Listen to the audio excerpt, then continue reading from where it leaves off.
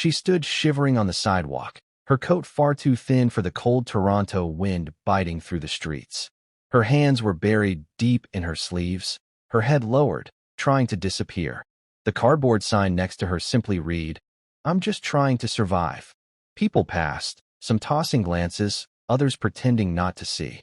It was the start of December, the city twinkling with lights, laughter echoing from coffee shops. But for her, it was just another day to endure.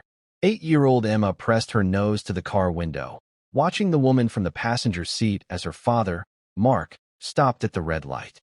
"Daddy," she whispered, "why is she sitting there? Doesn't she have a home?" Mark glanced over, sighed softly, and gave the same answer he always did. "Some people fall on hard times, sweetheart." Emma looked back at the woman. She didn't look scary, just tired, sad, cold. "Can we help her?" she asked. Mark's hands tightened on the steering wheel. It wasn't that he didn't want to help.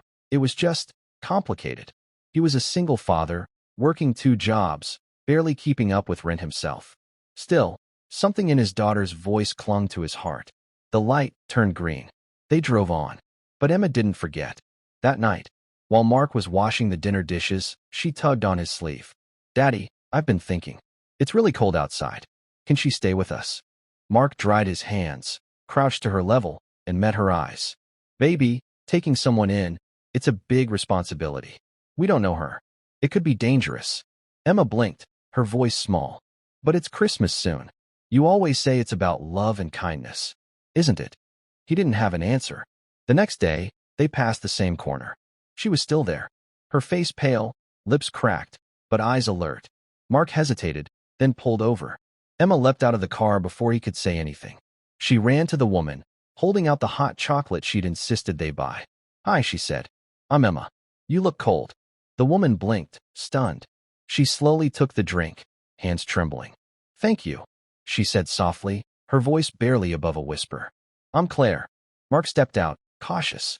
"You okay?" he asked. Claire nodded, sipping the drink. I don't want trouble.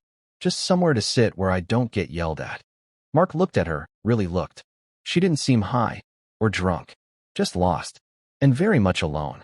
He made a decision he never thought he would. "We have a couch," he said slowly. "Just for tonight. To get you out of the cold." Claire stared. "You don't have to." "I know," he replied. "But maybe we should." Back at their small apartment, Claire sat quietly, unsure of where to put her hands or how to act. Emma gave her a blanket, some crackers, and sat beside her like they were old friends.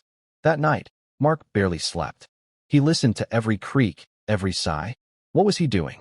But when morning came and nothing had gone wrong, he saw Claire asleep on the couch, holding the blanket like it was the first warm thing she'd felt in weeks. Claire stayed a few days. She helped Emma with her puzzles. She offered to wash dishes. She even fixed a leaky faucet in the kitchen, surprising Mark. Over time, he learned her story. She had once been a preschool teacher. Her fiancé had died in a car accident 2 years ago. The grief consumed her, the rent piled up, and without family to lean on, the streets became her only refuge. Mark listened, and something shifted in him. 1 week turned into 2. Then one afternoon, Claire returned from a job interview, her eyes shining for the first time. "They hired me," she said. "It's part-time, at a daycare." Mark smiled. Emma cheered and hugged her. That Christmas, their apartment was no longer quiet. They decorated a small tree. Claire made cookies. Emma sang carols in her pajamas. And for the first time in a long while, laughter filled the rooms. People often think helping someone means giving money or solving all their problems. But sometimes, it's just about giving someone a chance. A couch, a hot drink, a safe place to be. Claire eventually found her own small apartment. But she and Emma remained close. Like family. Years later, when Emma spoke at her school's holiday assembly, she told the story of how one small act of kindness changed 3 lives forever. And in the audience, both Mark and Claire sat together, holding hands. Because sometimes, the most powerful gifts don't come wrapped in ribbons. They come from the heart.